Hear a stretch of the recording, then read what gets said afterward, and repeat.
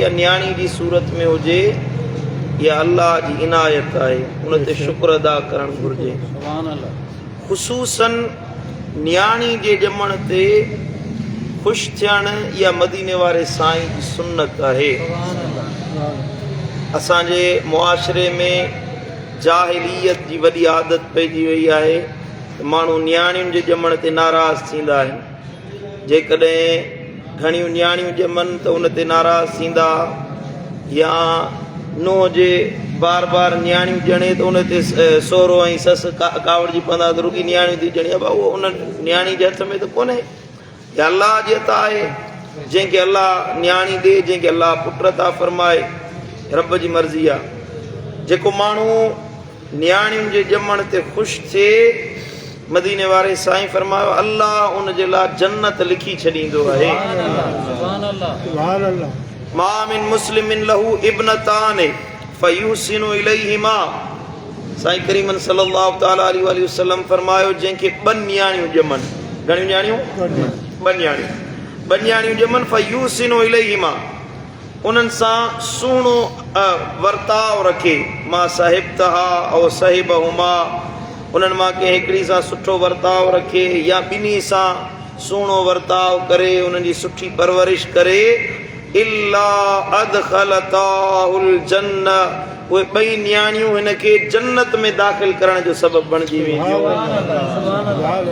मामूली ॻाल्हि न आहे। या दौरे जाहिलियत जी आदत हूंदी हुई त न्याणियूं ॼमंदियूं उन ते नाराज़ थींदा हुया, उन ते साईं मुंहिंजा न्याणियुनि खे ज़िंदा दफ़न करे छॾींदा हुया, चेरो पूरे छॾींदा हुया। साईं करीमन सल्लल्लाहु तआला अलैहि वसल्लम जे घर में सईदा आयशा सिद्दीक़ा रज़ियल्लाहु तआला अन्हा जे हुजरे में हिकिड़ी औरत आई, उन सां गॾु ॿ न्याणियूं हुयूं ख़ैरात वठण जे लाइ। ईअं घुर सुवाल जे लाइ जीअं ईंदा आहिनि, नबी जे घर में आहे। पोइ सईदा आयशा सिद्दीक़ा थी फरमाए त मुंहिंजे घर में ॿ खजूर जे दाणनि खां सवाइ ॿी का शइ मौजूदु कोन हुई। उहे 2 खजूर खणी उन औरत खे ॾिनमि। उन छा कयो जो हिकिड़ी खजूर खणी हिकिड़ी धीउ खे ॾिनई, ॿी खजूर खणी ॿी धीउ खे ॾिनई, उन्हनि खे खाराई ऐं उहा दुआऊं ॾींदी हली वई। पोइ जॾहिं महबूब सुहिणा सल्लल्लाहु तआला अलैहि वसल्लम आया, मूं अचे साईं खे अर्ज़ु कयो या रसूल अल्लाह, हिकिड़ी औरत आई हुई, घर में 2 खजूर रखियल हुयूं, उहे 2 खजूरूं मूं उन औरत खे ॾिनूं, पाण कोन खाधई। उहा 2 न्याणियूं जेके हुयसि उन्हनि खे ॾिनई, हिकिड़ी न्याणी खे ॾिनई, ॿी खजूर ॿी न्याणी खे ॾिनई। साईं फरमायो मन इब्तुलिय मिन हाज़िहिल बनात, जेकॾहिं कंहिंखे अल्लाह न्याणियुनि जे ज़रिए आज़माए, पोइ फअहसन इलैहिन, पोइ उहो माण्हू उन न्याणियुनि सां सुहिणो सलूक करे, कुन्न लहू सित्रम मिनन नार, अल्लाह ताला उन न्याणियुनि खे उन जे लाइ जहन्नम जी बाहि जे विच में ओट बणाए छॾींदो आहे। न्याणियूं उन जे लाइ जहन्नम जी बाहि खां ओट बणिजी वेंदियूं, हिजाब बणिजी वेंदियूं, पर्दो बणिजी वेंदियूं, जेको माण्हू न्याणियुनि जी परवरिश करण वारो आहे। ऐं ॿी जॻह ते इहा साॻुणी हदीस अचे थी, अम्मा साईं फरमायो त मुंहिंजे घर में हिकिड़ी औरत आई, उन सां गॾु 2 न्याणियूं हुयूं। पोइ मुंहिंजे घर में हिकिड़ी खजूर हुई, हुन में 2 हुयो न, हिकिड़ी खजूर हुई। हिन छा कयो जो उन हिकिड़ी खजूर खे टोड़ी, उन औरत उन्हनि जी माउ जिंदा हुई न्याणियुनि जी, टोड़ी, अधु खजूर हिकिड़ी न्याणी खे ॾिनई, अधु खजूर वरी ॿी न्याणी खे ॾिनई, पाण कुझु न खाधई, दुआऊं ॾींदी हली वई। पोइ साईं अम्मा साईं फरमाए थी त मूं नबी साईं खे अर्ज़ु कयो या रसूल अल्लाह, हीअं औरत आई हुई, हे अमल कई। साईं फरमायो इन्नल्लाह क़द औजब लहा बिहिमल जन्नह, हिन जेको अमल कयो आहे अल्लाह ताला हिन जे लाइ जन्नत खे वाजिब करे छॾियो आहे। न्याणियुनि सां सुठो सलूक कयई, पाण ते पंहिंजी न्याणियुनि खे तरजीह ॾिनई, पंहिंजी खाद खुराक ते, पंहिंजी नेमत ते न्याणियुनि खे तरजीह ॾिनई। मदीने वारो साईं तो फरमाए अल्लाह ताला इन जे मथां जहन्नम जी बाहि खे हराम करे छॾियो, इन जे कंध खे जहन्नम जी बाहि खां आज़ाद कयो, ऐं इन जे लाइ जन्नत खे अल्लाह वाजिब करे छॾियो आहे। सुभान अल्लाह। न्याणियुनि जी परवरिश करणु एॾी वॾी नेमत आहे, माण्हू खे अरहो न थियणु घुरिजे, नाराज़ थियणु न घुरिजे। त धीउ ॼाई आहे, पुछा कंदा छा ॼाओ आहे, धीउ ॼाई आहे त उन ते मुंहुं ख़राबु कंदा, अल्लाह जे पुट ॼमिया त भलो हुयो, नाराज़ थींदा। ज़ाल ते हिकिड़ा वरी मुड़ुस माण्हू ज़ाल ते कावड़बा, तो बार बार छाजे लाइ थी धीउ ॼणी, पुट ॼण न। हालांकि मेडिकल साइंस जो चवणु आहे त पुट जो पैदा थियण मर्द जी सलाहियत आहे त उन जे अंदरि केतिरा जुज़ा आहिनि जंहिंजे ज़रिए उन जे घरवारी जे रहम में मर्दाना जुज़ा कीअं था दाख़िल थियनि इहो मर्द जी सलाहियत आहे औरत वीचारी जो ॾोह ई न आहे उन ते नाराज़ थियनि मूं त ॾिठो आहे पढ़िया लिखिया इल्म वारा दुनियावी इल्म रखण वारा पर दीन जो इल्म रखण वारा चङा भला माण्हू आलिम उहे बि हिन ॻाल्हि ते नाराज़ थियनि त मुंहिंजी ज़ाल पुट छाजे लाइ थी ॾियणे धी थी ॾियणे उन ते नाराज़ थियनि हालांकि मदीने वारे साईं फरमायो त मन आल जारियतन हत्ता तबलुगा जा यौमल क़ियामत अना व हुवा मदीने वारो साईं तो फरमाए जेके ॿ न्याणियूं ॼमनि उन्हनि जी परवरिश करे ताजो उहे वॾियूं थियनि क़यामत जे ॾियारे इहो ॿिनि न्याणियुनि जी परवरिश करण वारो ईंदो उहो ऐं मां दम असाबियहु नबी साईं ॿई आङुरियूं मिलायूं असां ॿई ॼणा हीअं जन्नत में गॾु वेंदासीं ज़ोर सां चओ सुभान अल्लाह अल्लाहु अकबर कबीर अञा बि हदीस आहे साईं फरमाया मन आल जारियतैन जेको माण्हू ॿिनि न्याणियुनि जी परवरिश करे दखल तो अना वहुल जन्नत कहातैन नबी साईं हीअं ॿ आङुरियूं मिलायूं ऐं साईं फरमाया उहो ऐं मां ॿई हीअं बिट जन्नत में दाख़िल कया सुभान अल्लाह सुभान अल्लाह हाणे ॿुधायो त इन जो उहो माण्हू जेको न्याणियुनि जे ॼमण ते नाराज़ थो थिए उन जो नाराज़ थियणु ठहे थो जो नबी जो साथ मिले अञा ॿी कहिड़ी नेमत खपे मदीने वारे साईं जो साथ मिली वञे मुस्तफ़ा करीम सां गॾु जन्नत में उहो बि हीअं कुल्लो कुल्ले सां गसंदड़ हुजे तुंहिंजो कुल्लो नबी जे कुल्ले सां मिलंदड़ हुजे ऐं तूं गॾिजी नबी सां गॾु जन्नत में वञी हिन खां वधीक ॿी कहिड़ी नेमत सुभान अल्लाह ऐं साईं फरमायो मन आल इब्नतैन औ सलासन जेके ॿ न्याणियूं ॼाऊं या 3 न्याणियूं ॼायूं हत्ता या बिन औ यमूत अनहुन पोइ उन्हनि खे पाले निपाए वॾो करे या उन्हनि जी परवरिश कंदे मरी वञे कुंतु अना व हुव फिल जन्नत कहातैन इहो बि न्याणियुनि जी परवरिश करण वारो मूं सां गॾु हीअं जन्नत में रवानो कयो वेंदो सुभान अल्लाह सुभान अल्लाह मा मिन मुस्लिमिन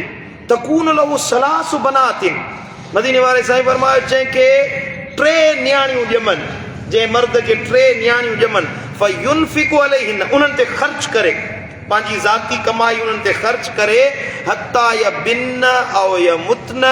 या उन्हनि जी परवरिश करे उन्हनि खे वॾो क़ाबिल बणाई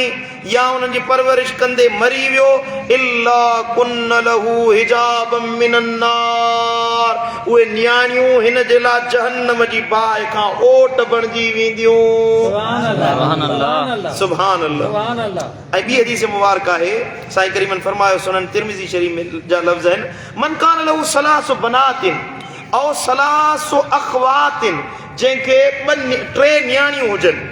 या 3 भेनरूं हुजनि हिन में त न्याणियूं आहिनि पर हिन में साईं इज़ाफ़ी फरमायो 3 भेनरूं हुजनि न्याणियूं पंहिंजूं धीअरूं हुजनि या 3 भेनरूं हुजनि उन्हनि जी परवरिश करे ऐं बिनतान ऐं उख़्तान या 2 न्याणियूं हुजनि या 2 भेणूं हुजनि फ़अहसन सुहबतहुन उन्हनि सां सुहिणो वर्ताव करे सुहिणो सलूक करे उन्हनि सां सुठे नमूने सां पेश अचे उन्हनि खे छिड़बे न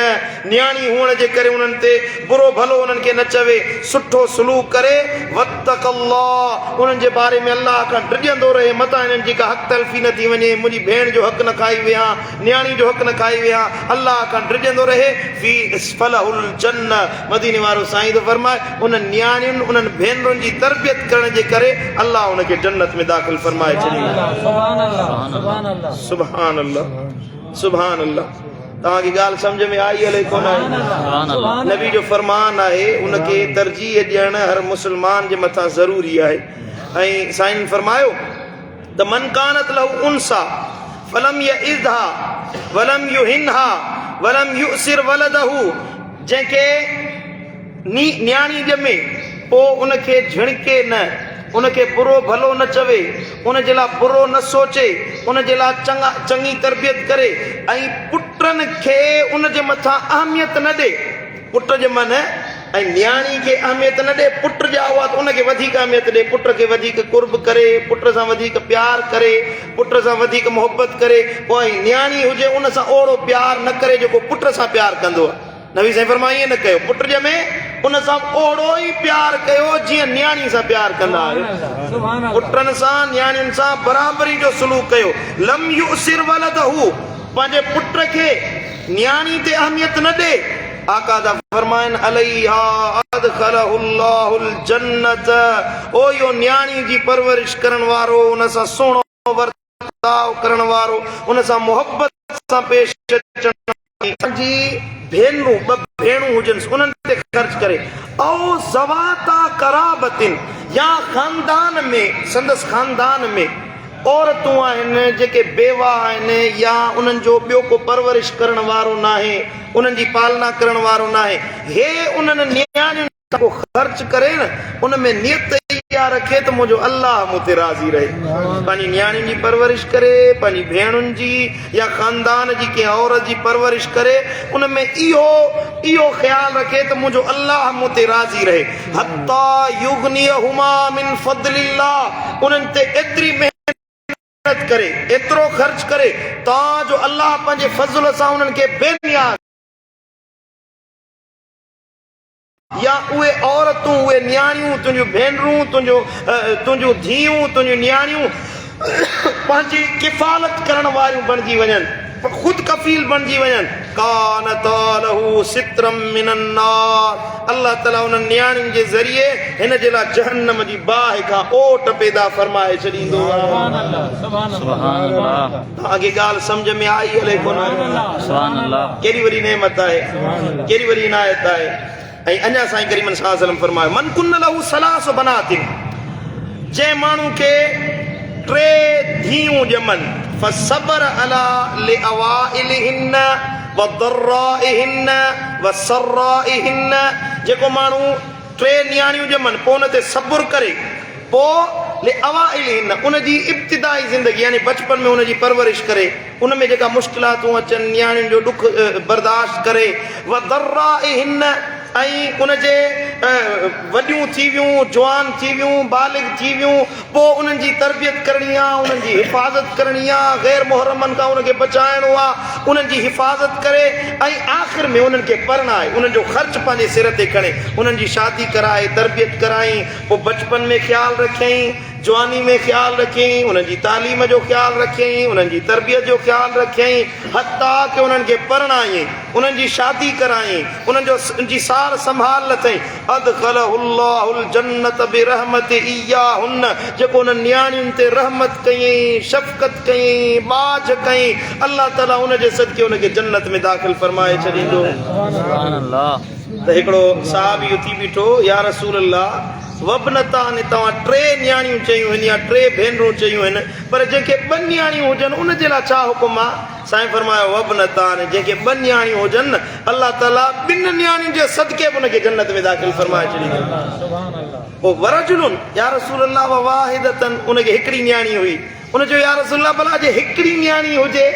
हिकिड़ी न्याणी जी भली परवरिश करे, हिकिड़ी न्याणी जी सुठी तरबियत करे, हिकिड़ी न्याणी ते सुठो सुहिणो सलूक करे, उनखे पढ़ाए, उनखे पंहिंजे वर ॾे मोकिले, उन जे लाइ छा हुकुम आहे? साईं फरमायो भली हिकिड़ी न्याणी हुजे, उन ते सब्र करे, उनजी तरबियत करे, उन सां सुठो सलूक रखे, उहा हिकिड़ी न्याणी बि हिनखे जन्नत में दाख़िल करे छॾे।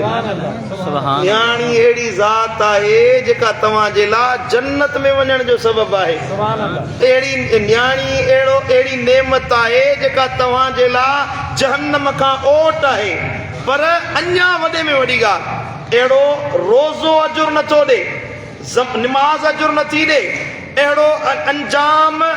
ख़ैरात जो न आहे, अमलनि सालिहनि जो न आहे, जहिड़ो अंजाम न्याणियुनि जी परवरिश करण जो आहे। कहिड़ो? जो तुंहिंजो कुल्हो क़यामत जे ॾियारे मुस्तफ़ा जे कुल्हे सां गसंदड़।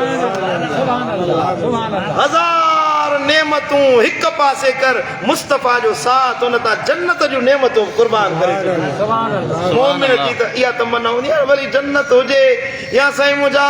आसमान हुजनि, दुनिया जा सेर हुजनि, माल दौलत हुजे, उन त मुस्तफ़ा जी मोहब्बत, नबी जी कुर्बत खे कुर्बान करे छॾिजे। उहा कुर्बत मुस्तफ़ा जी तॾहिं मिलंदी जॾहिं दिलि सां अलाह जो ख़ौफ़ रखे, अलाह जे ख़ातिर पंहिंजी नियाणियुनि जी तरबियत कंदव, उन्हनि जी परवरिश कंदव, उन्हनि जी पालना कंदव, उन्हनि जे लाइ सुठो सुहिणो रिश्तो ॻोल्हे उते उन्हनि जो निकाह कराईंदव ऐं उन्हनि जी सार संभाल लहंदव, अलाह ताला मुस्तफ़ा सां गॾु जन्नत में दाख़िल फरमाईंदो। यादि रखो त रिज़्क़ जी बरकत नियाणियुनि ते ख़र्च करण सां थींदी आहे। तव्हांजे ख़ानदान में जेके नियाणियूं आहिनि, भेनरूं आहिनि, धीअरूं आहिनि या पुफियूं आहिनि या ख़ानदान जूं ग़ुरबा औरतूं आहिनि, पंहिंजूं अज़ीज़ रिश्तेदार, उन्हनि जे मथां ख़र्च कयो, उन्हनि जे मथां पंहिंजा वसाइल उन्हनि ते ख़र्च कयो। इहा अहिड़ी नेमत आहे जो अलाह ताला हिकु कूण ॾींदो, 10 गुना तव्हांजे माल खे अञा बरकत वारो बणाईंदो, उनजो खटियो तव्हां पाण खाईंदो। मुंहिंजा क़िबला आलम मिठड़ा मुर्शिद दिलबर साईं, अल्लाह ताला उन्हनि खे ख़िज़री हयाती अता फ़रमाए, अल्लाह उन्हनि जो सायो असां ते तादेर क़ाइम दाइम फ़रमाए। हज़रत साईं जन पंहिंजे ख़ानदान जी औरतुनि जो घणो ख़्यालु कंदा आहिनि ऐं असांखे नसीहत कंदा आहिनि त पुट नियाणियुनि भेनरुनि जो घणो ख़्यालु कंदा कयो। अल्लाह ताला नियाणियुनि ते ख़र्च करण जे करे जेके नेमतूं थो ॾिए न, ॿियनि इबादतुनि जे ज़रिए न ॾींदो आहे, घणो ख़र्च कंदा आहिनि। सम्झो था, तव्हां मिठा पंहिंजी नियाणियुनि जो ख़्यालु रखो, उन्हनि ते पुट आहिनि, पुट नेमत आहिनि, पर पुटनि ते खे नियाणियुनि ते फ़ोकियत न ॾियो, नियाणियुनि खे इहो अहसासु न ॾियारियो त तव्हां घटि आहियो, पुट वधीक आहिनि। उन्हनि खे इहो अहसासु ॾियारियो वञे त पुट त भली शइ आहिनि, नियाणियूं का हैसियत नथियूं रखनि, न, उन्हनि खे इहो अहसासु बि न ॾियारियो, उन्हनि जे अंदरि अहसास कमतरी में मुब्तला न कयो नियाणियुनि खे, बल्कि उन्हनि जी सुठी तरबियत कयो। नियाणियूं तव्हांजे लाइ दुआउनि जो सबबु आहिनि, नियाणियूं तव्हांजे जनाज़े ते रोअण वारियूं आहिनि, पुट कोन रोअंदा आहिनि, अखियुनि मां नियाणियूं लुड़क वहाईंदियूं आहिनि। उहो मरण ताईं खटोले ते वेहण वारियूं, रोअण वारियूं, तव्हांजे लाइ ईसाले सवाब करण वारियूं, मरण खां पोइ तव्हांखे यादि करण वारियूं नियाणियूं हूंदियूं। पुट त दुनिया जे कमनि में मसरूफ़ थी वेंदा, इहे नियाणियूं तव्हांखे सार संभाल लहंदियूं, तव्हांजे लाइ ईसाले सवाब कंदियूं, तव्हांजे मरण खां पोइ ख़ैरात कंदियूं। इहे नियाणियूं तव्हांजे लाइ नेमत आहिनि। अल्लाह ताला शाल असांखे मदीने वारे साईं जी सुन्नतुनि ते अमल करण जी तौफ़ीक़ अता फ़रमाए। अल्लाह आमीन, अल्लाह आमीन, अल्लाह आमीन, अल्लाह आमीन, ला इलाहा इल्लल्लाह।